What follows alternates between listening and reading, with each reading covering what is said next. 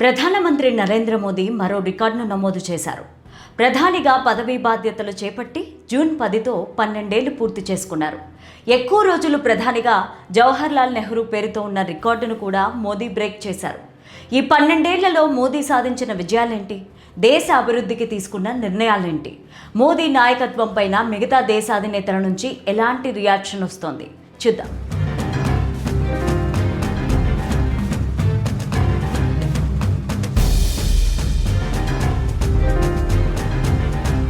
ప్రధాని నరేంద్ర మోదీ జూన్ 10, 2026 నాటికి 12 ఏళ్లు పూర్తి చేసుకుని రికార్డు సృష్టించారు. ప్రధానిగా 4399 రోజులు నిర్విరామంగా కొనసాగి స్వతంత్ర భారతదేశంలో ఎన్నికల ద్వారా నిరవధికంగా అత్యధిక కాలం పనిచేసిన ప్రధానిగా జవహర్లాల్ నెహ్రూ పేరిట ఉన్న రికార్డులను అధిగమించారు. 1952లో ఎన్నికైన తర్వాత నెహ్రూ 4398 రోజులు ప్రధానిగా కొనసాగారు. మోదీ పేరుతో నమోదైన ఈ రికార్డును ఇక భవిష్యత్తులో ఎవరూ బ్రేక్ చేయలేరంటూ బీజేపీ నేతలతో పాటు రాజకీయ నిపుణులు సైతం పేర్కొంటున్నారు. మోదీ నాయకత్వం మీద నమ్మకంతో దేశ ప్రజలు ఆయనను 3 సార్లు వరుసగా ప్రధాని అయ్యే అవకాశం కల్పించారు.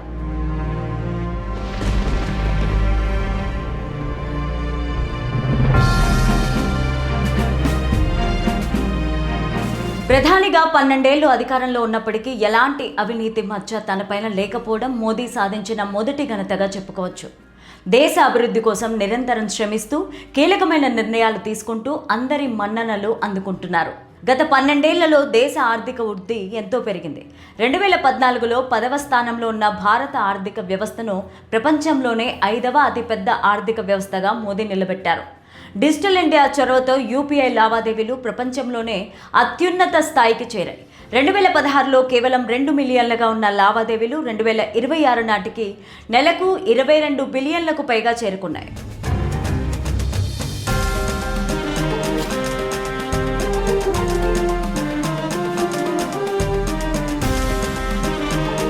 రెండు 2014లో కేవలం 350-400గా ఉన్న రిజిస్టర్ స్టాంపుల సంఖ్య ప్రస్తుతం 3.35 లక్షలు దాటి లక్షలాది మందికి ఉపాధి కల్పిస్తోంది.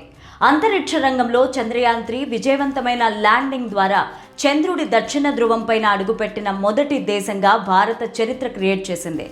అంతేకాకుండా మెన్ ఇన్ ఇండియా ప్రోత్సాహంతో రక్షణ రంగ ఎగుమతులు రికార్డు స్థాయిలో 23,622 కోట్లకు పైగా పెరిగాయి.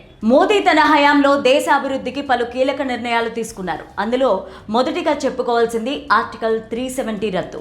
జమ్మూ కాశ్మీర్కు ఉన్న ప్రత్యేక ప్రతిపత్తిని రద్దు చేసి దానిని దేశంలోని మిగతా భాగాలతో పూర్తిగా విలీనం చేశారు. 2016లో దేశవ్యాప్తంగా ఒకే పన్ను విధానం కింద జీఎస్టీని తీసుకొచ్చారు. ప్రస్తుతం దీని నెలవారీ వసూళ్లు సగటున 2 లక్షల కోట్లు దాటుతున్నాయంటే అది మోదీ తీసుకున్న నిర్ణయం వల్లే సాధ్యమైంది. వాటితో పాటు 58 కోట్లకు పైగా బ్యాంకు ఖాతాలు తెరిచి నేరుగా లబ్ధిదారుల ఖాతాల్లోనే నగదు బదిలీ అయ్యేలా లీకేజీలను అరికట్టారు. పీఎం ఆవాస్ యోజన కింద గ్రామీణ పట్టణ ప్రాంతాల్లో పేదల కోసం 4 కోట్లకు పైగా శాశ్వత గృహ నిర్మాణాలు చేపట్టారు. ఆయుష్మాన్ భారత్ కింద ప్రపంచంలోనే అతిపెద్ద ఉచిత ఆరోగ్య బీమా పథకం ద్వారా 44 కోట్లకు పైగా కార్డులు జారీ చేశారు. జల్ జీవన్ మిషన్ కింద 10.5 కోట్లకు పైగా గ్రామీణ ఇళ్లకు పైపుల ద్వారా తాగునీటి సరఫరా చేశారు. దేశవ్యాప్తంగా జాతీయ రహదారుల విస్తరణ, వందే భారత్ ఎక్స్ప్రెస్ రైళ్ల ప్రవేశం మరియు విమానాశ్రయాల సంఖ్యను 74 నుంచి 160గా పెంచారు. అయోధ్య భవ్య రామ మందిర నిర్మాణం, కాశీ విశ్వనాథ్ కారిడార్ వంటి ప్రాజెక్టులు పూర్తి చేసి రికార్డు సృష్టించారు.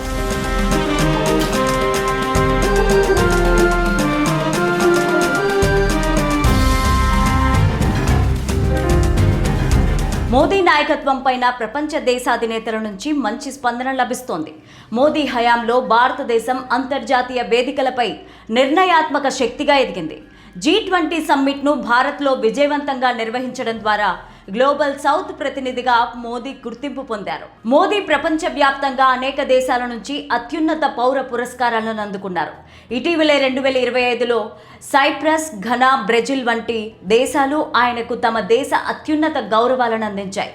జూన్ 10న సుదీర్ఘకాలం నిరవధికంగా ఎన్నికైన ప్రధానిగా రికార్డు క్రియేట్ చేసిన సందర్భంగా అమెరికా, యూరప్ మరియు పొరుగు దేశాధినేతలు ఆయనకు ప్రత్యేక అభినందనలు తెలిపారు.